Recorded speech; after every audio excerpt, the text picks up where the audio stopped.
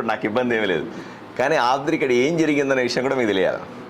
నాకు 28 రోజుల ముందు, అంటే ఎలక్షన్లు పోలింగ్కి 28 రోజుల ముందు నాకు టికెట్ ఇచ్చినారు. ఆదోనికి వచ్చి నేను ఇల్లు ఎత్తుక్కుంటా ఉన్నాను. ఇల్లు ఎత్తుక్కుంటా ఉంటే నాకు డెఫినెట్గా ఇంత పెద్ద ఊర్లో ఇల్లు దొరక్కపోద్దా నాకు అన్నది ఆశ కదా. నేను నిజంగానే పెద్ద పెద్ద ఇల్లు చూశాను.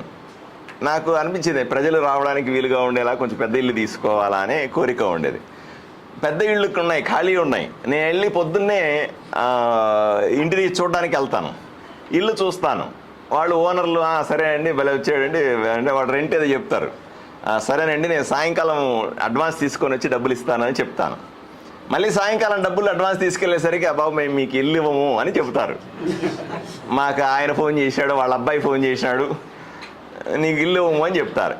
ఇట్లా ఒక ఇల్లు కాదు, 2 ఇళ్ళు కాదు, ఆదోనిలో 10-12 ఇళ్ళు, పెద్ద పెద్ద ఇళ్ళని నేను పోయి చూసి నాకు చివరికి ఇల్లు ఇవ్వము అంటే మాకెందుకు అబ్బా ఈ గొడవలన్నీ కూడా అని అంటే నేను ఇంటికి వచ్చేసిన పరిస్థితి. ఇంక చివరికి నాకు ఇల్లు దొరకని అర్థం, ఇల్లే ఎత్తుక్కుంటా ఉంటే ఎలక్షన్లు ఎప్పుడు చేసేది నేను? ఇంకా 28 రోజులు ఇల్లే ఎత్తుక్కున్నాను అనుకో, ఎలక్షన్ ఎప్పుడు చేయాలి? సరే అట్లా కాదని నేను బాధపడుతున్న సందర్భంలో నా స్నేహితుడు ఒక డాక్టర్ గారు మీకు ఇబ్బంది లేకపోతే మా ఇంట్లో ఉండండి అంటే నేను ఈ రోజు దాకా కూడా స్నేహితుడైనటువంటి డాక్టర్ గారి ఇంట్లో ఉన్నాను. మీరు అర్థం చేసుకోవాలి, మీరందరూ రండి ఒకసారి నేను ఎక్కడ ఉన్నాను అని మీరు కూడా చూడాలి. చూస్తే తెలుస్తుంది మీకు.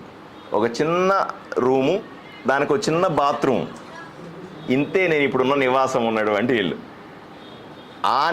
నేను నన్ను ఇంట్లో పెట్టుకున్నందుకు కూడా ఆ డాక్టర్ గారికి వాళ్ళ ఇంట్లో వాళ్ళకందరికీ కూడా వార్నింగులు, బెదిరింపులు. అంటే నన్ను ఊరిలో ఒక చిన్న ఇల్లు కూడా దొరకకుండా చేస్తే నేను పారిపోతారేమో అని వాళ్ళ ఆలోచన. నాకు ఇబ్బంది ఏమీ లేదు. నాకు హైదరాబాద్లో పెద్ద పెద్ద బంగాళాలు ఉండవచ్చు, వివిధ ప్రాంతాల్లో నాకు పెద్ద ఆస్తులు ఉండవచ్చు. కానీ నేను ఇక్కడ వచ్చిన పర్పస్ వేరే, నేను ఇక్కడికి వచ్చినటువంటి ఉద్దేశమే వేరే. కాబట్టి నేను అదే రూమ్లో ఉంటానని డాక్టర్ గారికి చెప్పి అదే చిన్న గదిలో నివసిస్తాను ఇప్పటికి కూడా. అవునా, అప్పుడు నేను అంతెందుకు మా పార్టీలో ఉన్నటువంటి హోటళ్ళు అడిగాను. నేను కొన్ని పెద్ద హోటల్ అయితే కొంచెం ఉంటుంది కదా, 4-5 రూములు తీసుకుంటాను, ఒక ఫ్లోర్ తీసుకునే స్తోమత ఉంది నాకు. దేవుడిచ్చినాడు, కుటుంబం ఏదో సంపాదిస్తూ ఉంది, హాస్పిటల్లో ఉన్నాయి. కాబట్టి నేను హోటల్లో అయినా సరే ఒక ఫ్లోర్ తీసుకుని ఉండగలను, లేదా 4-5 రూములు తీసుకుని అడిగినాను. అయితే కూడా హోటల్లో కూడా నాకు రూమ్ ఇవ్వలేదు ఎవరు ఉండడానికి 28 రోజులు. తప్పనిసరి నేను ఆ ఇంట్లో చిన్న గదిలో ఉండి నేను రాజకీయాన్ని పూర్తి చేశాను.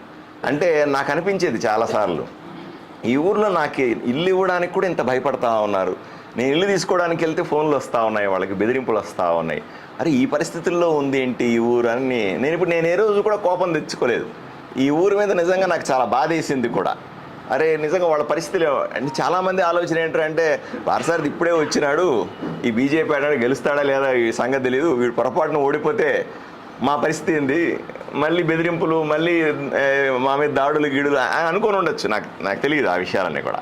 బట్ ఏదేమైనప్పటికీ కూడా ఈ ఊర్లో నాకెవరు ఇల్లు ఇవ్వలేదు ఆ సందర్భంలో. అందువల్ల నేను పలానా చోట ఉన్నాను. కానీ ఇప్పటికైనా సరే ఇప్పుడు నాకు ప్రజలే ఎమ్మెల్యేగా ఉద్యోగం ఇచ్చినారు. ఉద్యోగం ఇచ్చిన వాళ్ళు ప్రజలు ఇల్లు కూడా ఇవ్వాలి కదా. ఇవ్వాలా లేదా చెప్పండి, ఇవ్వాలా లేదా? ఇప్పటికైనా ఇప్పుడు డెఫినెట్గా ప్రజలకు ధైర్యం వచ్చి ఉంటుంది అని నేను భావిస్తా ఉన్నా.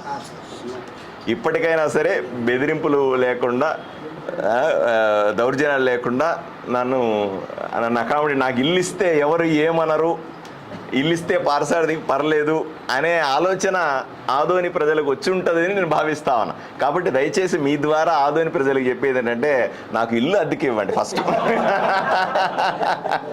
నాకు ఒక ఇల్లు అద్దెకి ఇవ్వండి, అది నేను రెంట్ కడతాను, నాకేం ఇబ్బంది ఏమి లేదు. దేవుడు ఏదో ఇచ్చినాడు, బ్రహ్మాండంగా రెంట్ కడతాను. నేను ఎటువంటి తప్పుడు మనిషిని కాదు, నేను ఎక్కడ ఎవరిని ఇబ్బంది పెట్టే వ్యక్తిని. కాబట్టి ఎవరు ఇల్లు ఇచ్చినా సరే నేను సొంత ఇల్లు, ఎందుకంటే నేను వెంటనే ఇల్లు కట్టుకోవాలనే కుదరదు. అలాగే ప్రజలు ఎక్కడన్నా స్థలం చూపిస్తే ఆ స్థలాన్ని నేను కొనుక్కొని అక్కడ స్థిర నివాసం ఏర్పాటు చేసుకుని ఇక్కడ ఇల్లు కట్టుకుంటాను. ఇల్లు కట్టడానికి కూడా 1-2 ఏళ్ళు పడుతుంది. కాబట్టి నేను ఇల్లు కట్టుకోవడానికి కూడా సిద్ధం. అప్పటిదాకా నేను అదే రూమ్లో ఉండమంటే కూడా కుదరదు కదా. కాబట్టి మీ ద్వారా ప్రజలకు విజ్ఞప్తి ఏంటంటే కొంచెం పెద్ద ఇల్లు, పెద్ద కాంపౌండ్ ఉన్న ఇల్లు, ఎందుకంటే కార్యకర్తలు వస్తారు, మీలాంటి వాళ్ళు వస్తారు. ఈరోజు చూడండి, నేను పత్రికా సమావేశం పెట్టుకోవడానికి నాకు ఇంట్లో జాగా లేక మల్లప్ప గారిని అడిగి వాళ్ళ ఆఫీస్ పర్మిషన్ తీసుకొని ఇక్కడ పెట్టుకుంటున్నాము.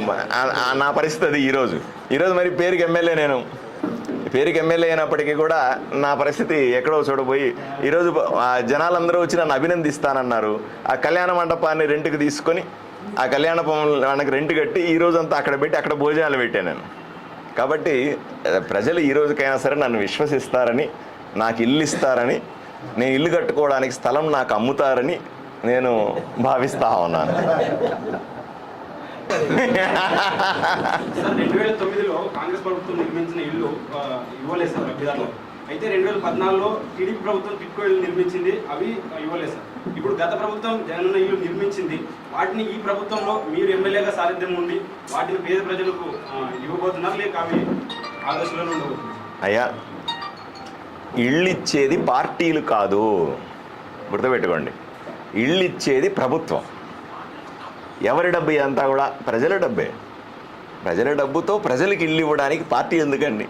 ఆ పార్టీ మొదలుపెట్టింది కదా అని ఈ పార్టీ మానేసి, ఈ పార్టీ మొదలుపెట్టింది కదా అని ఇంకొక పార్టీ చేయకపోతే ప్రజలకు ఎప్పటికీ మంచి జరిగే అవకాశం లేదు.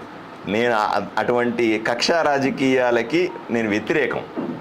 ఏదైతే జగన్మోహన్ రెడ్డి గారు ఇల్లు ఇవ్వాలని ప్రయత్నం చేసి దాంట్లో చాలా కుంభకోణాలు ఉన్నాయన్నది మీకు అందరికీ నిరూపించాను, అది వేరే విషయం మళ్ళీ. బట్ ఏదైనా సరే, ఎటువంటి సంక్షేమ పథకమైనా సరే పేదవాళ్లకు చేయాల్సినన్నింటినీ కూడా మరింత బలంగా, మరింత ప్రభావితంగా ఆదోనిలో అమలవ్వడానికి నేను పూర్తి స్థాయి సహకరిస్తాను. అది ఇల్లు కావచ్చు, మరుగుదొడ్లు కావచ్చు, రేషన్ కావచ్చు, పథకాలు కావచ్చు, ఏ పథకమైనా కావచ్చు. ఆంధ్ర రాష్ట్రంలో ఏ పథకమైనా సరే ఆదోనిలో పర్ఫెక్ట్గా అమలవ్వాలని నమ్మే వ్యక్తిని నేను. సార్ అక్కడ 4000 ఇండ్లు సార్ అక్కడ మనకి ఉండేది, ఇప్పటి వరకు 2000 ఇండ్లే పూర్తయ్యాయి సార్. మిగతా బేస్ పట్టం కూడా కాలేదు సార్. అది గత 5 ఏళ్ళలో అసలు వాటిని పట్టించుకోలేదు సార్. అక్కడ ఈ 2000 ఇండ్లు కూడా తాగునీరు కూడా సప్లై చేయలేదు సార్. నరేంద్ర మోదీ గారి ఆలోచన విధానం ప్రతి పేదవాడికి సొంత ఇల్లు ఉండాలన్నది. దాన్ని అమలు చేయడానికి 100కు 100% శాయశక్తులా కృషి చేస్తాను. అన్ని విషయాలు మీతో మళ్ళీ మాట్లాడతాను. ఇప్పుడే అన్ని విషయాలు చెప్పేస్తే కూడా పెద్ద ఇష్యూ ఉండదు. ఈరోజే నాకు పదవి ఇచ్చినారు కదా, ఈరోజే నాకు ఉద్యోగం ఇచ్చారు. మీరందరూ ఓట్లు వేసిన వాళ్ళలో ఉన్నారు. మీరందరూ నాకు ఉద్యోగం ఇచ్చారు కదా. ఉద్యోగం ఇచ్చిన తర్వాత నేను అధికారులతో మాట్లాడాలా, ఏందబ్బా ఈ విషయం ఏంటి అని ప్రతి ఒక్క చిన్న పెద్ద విషయాన్ని అధికారులతో మాట్లాడి వాళ్ళ వైపు నుంచి ఏమిటో సమస్యలు తెలుసుకొని మళ్ళీ మీతో మాట్లాడతాను నేను. ప్రతి ఒక్కరిని ఒకటి గుర్తుపెట్టుకోండి, ఈ రోజు నుంచి ఆదోనిలో జరిగే చిన్న పెద్ద ఏ విషయానికైనా సరే జవాబుదారీగా ఉంటాను. ప్రతి ఒక్కటి ప్రజలతో చర్చిస్తాను, మీతో చర్చిస్తాను, మీ ద్వారా ప్రజలకు చేరవేస్తాను సమాచారాన్ని. చిన్న పెద్ద ఏ సమాచారం అయినా సరే. ఏమండి, రాజకీయాలు తక్కువ, పనులు ఎక్కువ.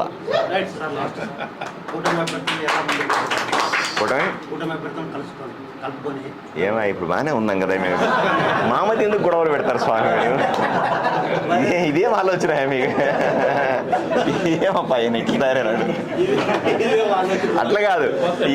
నాకు టికెట్ ఇస్తే కూటమి ఎట్లా అంటారు, ఎన్నికల దగ్గర వస్తే కూటమి పనిచేస్తుందా అంటారు, గెలిచిన తర్వాత మళ్ళీ కూటమి అంటారు. ఏందబ్బా ఇవన్నీ? కూటమి బాగుందయ్యా, ప్రశాంతంగా ఉందబ్బా.